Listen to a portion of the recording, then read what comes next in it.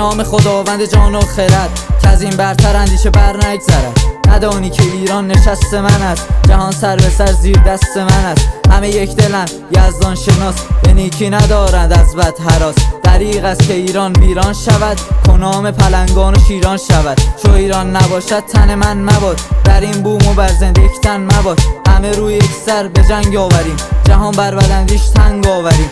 همه سر به تن به کشتن دهیم، از آن به که خاک به دشمن دهیم. ز ایران بود روشنی در جهان، ز نامش ببالد دل پهلوان. اگر خاک این بوم خسته بشود، دل مرد آزاده شکسته شود. چو تاریخ او را ورق برزنیم، هزار آتش از جان دشمن زنیم. ز فرهنگ و فرزانگی زنده ایم، نه از بیم شمشیر پاینده ایم.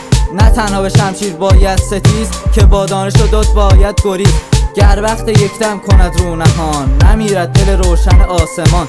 همه دست در دست دل و همراهیم، نگهمان این مرز دیرینه ایم. مبادا که ویران شود بوم ما، مبادا غم آید به مرز ما. دوباره ز خاکستر رنجها برآید سحر از دل گنجها. ما مانده ایم با همین عهد خاک، که ایران بماند سرافراز و پاک.